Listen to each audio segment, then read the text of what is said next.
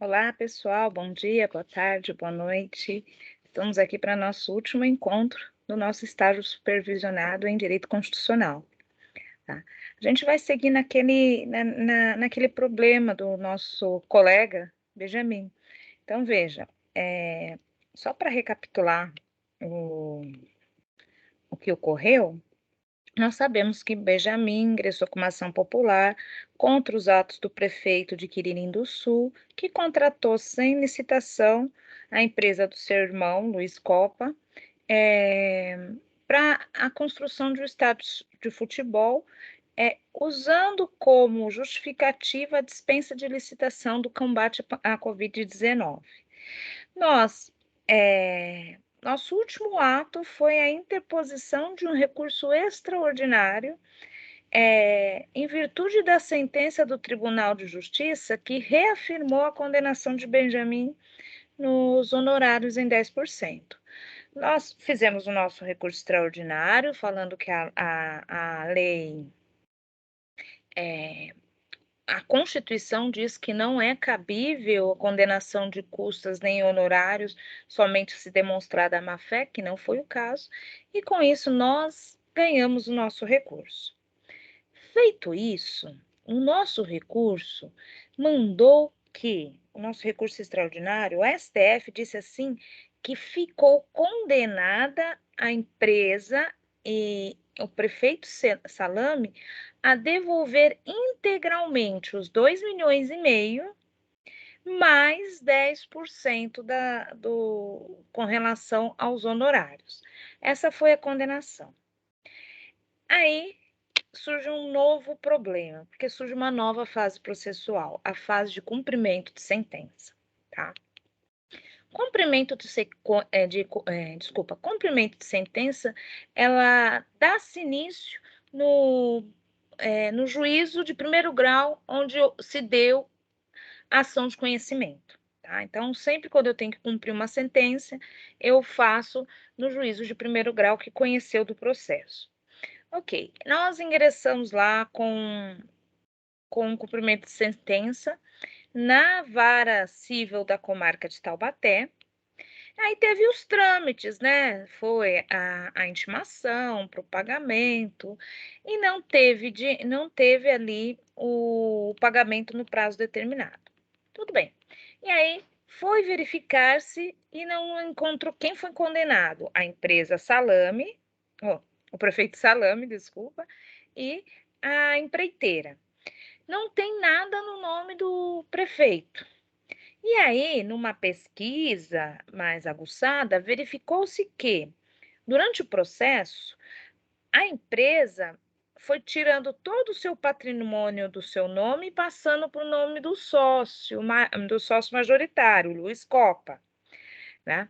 E, além disso, pediu a extinção da empresa lá na junta comercial, certo?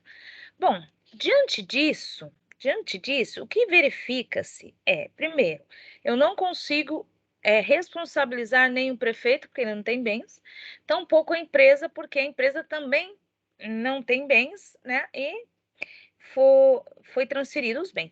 No entanto, tem uma coisinha que me justifica a desconsideração da personalidade nesse caso, a fraude. Por quê? A fraude, ela se dá quando você utiliza da empresa não na finalidade empresária dela, mas com o fim de praticar ato ilícito, que foi o caso da licitação lá, da contratação com dispensa de licitação, ou a fugir de uma obrigação. Foi justamente nesses 2 sentidos que nós vamos desconsiderar a personalidade para poder ter esse cumprimento de sentença. Então, a nossa sexta e última peça é um incidente de desconsideração de personalidade, tá? Não é propriamente dito uma fase processual, porque é um incidente. Então, não se esperava e agora o juiz vai ter que falar sobre esse incidente. Ele está correndo, então, durante o cumprimento de sentença. Eu quero a satisfação do direito que já foi dito, que ele existe, tá? Então, vamos lá. Quem é o órgão competente? Aquele que prolatou a sentença em primeiro grau, tá? Então, a comarca, a vara civil da comarca de Taubaté. Autor réu Benjamin, qualifica aí o Benjamin, já dizendo que ele já está qualificado nos autos, nos presentes autos. Fundamenta a peça nos artigos 133 a 137 do CPC, vem apresentar incidente de desconsideração de personalidade jurídica da empresa empreiteira e construtora funeral, tá? Então, essa é a nossa peça, incidente de desconsideração de personalidade jurídica. E aí, eu já, com a citação do sócio majoritário, eu vou pedir citação. Por que eu estou pedindo uma citação no meio do processo, no cumprimento de sentença? E não uma intimação. Porque o Luiz Copa, ele não fez parte do processo de conhecimento. Então, ele não estava integrando anteriormente a relação processual. Nesse caso, o instrumento que tem a finalidade de acrescentar, né, de compor a relação processual é a citação. Então, eu preciso comunicar ao Luiz Copa que tem um processo, um incidente processual que corre contra ele, tá? E nesse incidente, eu já peço já a citação no prazo de 15 dias, tá? Que ele responda aí, apresenta ou pague, o que ele quiser fazer, mas ele tem um prazo de 15 dias para isso, que está lá no artigo 135 do Código de Processo, tá? E aqui, a peça é ligeiramente curta, tá? É tranquilinha. Eu, inclusive, dividi para vocês em duas partes, dos fatos que justificam o incidente e do cabimento do incidente, em três, né? Porque tem os pedidos. No entanto, vocês poderiam colocar tudo num só. Tipo assim, do cabimento do incidente, começar com os fatos e já fundamentar no direito, tá? Vai a critério de vocês, com a criatividade de vocês. Por ser uma peça curta, de 2 ou 3 páginas no máximo, vocês podem usar da criatividade para montar o texto da peça. Nessa primeira parte que eu coloquei dos fatos, né, que justificam o incidente, eu quero falar por que eu cheguei nessa parte processual que me leva para um incidente dentro do meu processo. Então, eu vou começar dizendo lá que a ação popular foi proferida para desfazer os atos que estão lá no inicial. Depois, num segundo momento, eu ainda vou falar que, em sede de recurso extraordinário, então a ação popular tramitou até o STF, e aí houve a condenação por esse órgão a 2,5 milhões, a devolver os 2,5 milhões, mais 10% de honorários a Benjamin, e o total, então, desse crédito seria de 2.750.000, 250.000 do Benjamin e dos 2,5 milhões que tem que devolver para a prefeitura. Quem foi condenado? A condenação foi solidária do prefeito Salame e da empreiteira construtora funeral, tá? Responsabilidade solidária. Aqui ainda vocês continuam justificando que que ingressaram com cumprimento de sentença, que não houve o pagamento espontâneo, que não há dinheiro na conta bancária, nem bens no nome do prefeito Salame. E aqui também você vai explicar que a empresa foi utilizada de forma falta. Vai explicar, não, vai só citar, porque a gente vai justificar no próximo item. Então, você vai expor que a empresa foi extinta, sendo que todos os bens foram passados para o nome do seu sócio majoritário, o Luiz Copa. Aí você fala dos fatos, ok. Quando você vai lá do cabimento, você vem.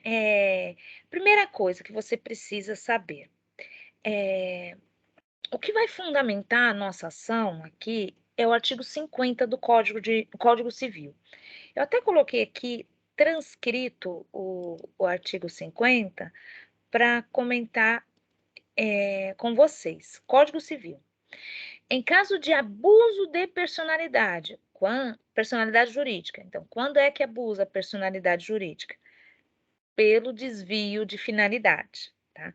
Então, há abuso de personalidade jurídica em duas situações: ou pelo desvio de finalidade ou pela confusão patrimonial, tá? Essas duas. E no nosso caso, há exatamente as duas circunstâncias. Tanto a confusão patrimonial, porque os bens foram passados para o nome do senhor Luiz Copa, quanto o desvio de finalidade, porque a empresa foi criada aí, de forma para praticar um ato ilícito e foi desconstituída para não cumprir uma obrigação. Tá? Então, vamos lá de novo ao artigo 50. Em caso de abuso de personalidade jurídica, caracterizado pelo desvio de finalidade ou confusão patrimonial, pode o juiz, a requerimento da parte ou do Ministério Público, quando lhe couber, intervir no processo, desconsiderá-la, quem? A personalidade jurídica, para que os efeitos de certas e determinadas relações obrigacionais, de obrigações, sejam estendidos aos bens particulares de administradores ou de sócios da pessoa jurídica beneficiados, direto ou indiretamente, pelo abuso. E o parágrafo 1º ainda justifica: para fins do disposto nesse artigo, desvio de finalidade é a utilização da pessoa jurídica com o propósito de lesar credores e para a prática de atos ilícitos. Então, quando eu tenho desvio de finalidade, lesar credores, quando foi extinta a empresa, né, a empreiteira, eu estou lesando credores, né? E quando a empresa existia, ela existia com a finalidade de cometer o ato ilícito, que é ser contratada com dispensa de licitação, tá? Aqui eu estou diante da chamada teoria maior da desconsideração da personalidade jurídica, que consiste que, para que haja um incidente de desconsideração de personalidade jurídica, não basta somente a inadimplência da pessoa jurídica não ter bens, né? Na realidade, o que enseja a desconsideração é justamente a fraude, seja ela com a transmissão de todos os bens, né? E aí eu tenho a confusão patrimonial, ou o desvio de finalidade, no intuito aí de lesar o credor, tá? Por que eu estou falando isso? Porque esse é o fundamento do incidente de desconsideração de personalidade de vocês, tá? Então, vocês vão ter que explicar essa teoria maior, explicar que não precisa ter somente explicar que só a inadimplência não caracteriza, mas sim tem que ter a fraude para poder justificar o incidente. Explicar também que esse incidente de desconsideração de personalidade está previsto no Código de Processo, do 133 ao 137, e que, lá na parte de execução, o artigo 790, ele diz que é responsável patrimonialmente os bens do sócio. Está lá no inciso 7 do 790 do CPC, tá? Justificou, fundamentou o cabimento do incidente, destaque para a teoria maior da desconsideração da personalidade jurídica, passa para o pedido. E o pedido eu coloquei em três letrinhas aqui. Então, o que você requer? Primeiro, citação do Luiz para que ele integre o processo e que, se ele quiser, apresente aí a respectiva defesa no prazo de 15 dias. O segundo pedido, para que julgue procedente este incidente de personalidade jurídica, condenando, responsabilizando quem? O sócio Luiz Copa e o prefeito Salame, porque ambos são. Quando eu desconsidero a personalidade jurídica, eu posso ir atrás dos bens de todos os sócios, não necessariamente só do Luiz Copa, mas como eu já consultei aqui no processo, vocês vão ver quando vocês leem o problema, vai ver que já foi verificado que no nome do prefeito Salame não tem nada. Mas eu quero condenar as pessoas jurídicas, as pessoas físicas sócias da empresa empreiteira, tá? Então, eu peço para que a pessoa seja condenada, tá? Condenada ao quê? Ao pagamento da quantia de 2.750.000, tá? Sendo a devolução dos 2,5 milhões aos cofres do município e ainda mais 10% de ônus sucumbenciais, tá? Devidamente atualizado, com juros, correções monetárias, não esquecendo que se não houver pagamento, queridos, não pode esquecer, tá? Não havendo pagamento, que sejam penhorados tantos bens e direitos necessários à satisfação do crédito. Já pede, tá? A linha C, ainda eu peço a intimação do Ministério Público para que ele haja como custos legis, como os fiscais da lei, mesmo porque eu tenho um dinheiro que é para devolver para a prefeitura, certo? Encerra, né, nestes pedidos,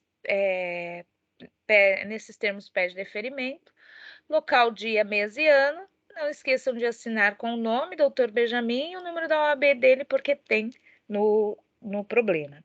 Esses dados que eu falei para vocês com relação a não ter bens no nome do prefeito Salame, de que a empresa verificou sua extinção de forma fraudulenta, né, através de documentos obtidos com a junta comercial, todos esses dados estão no problema de vocês. Então, eu não inventei nada e os senhores também não inventam, tá? Leiam direitinho o probleminha e tentem fazer a peça sozinhos, tá bom? Um beijo na alma de vocês, boa sorte, espero ter ajudado vocês aí nesse estágio de direito constitucional e precisando, estou às ordens de vocês. Um beijo, fiquem todos bem e até a próxima. Tchau.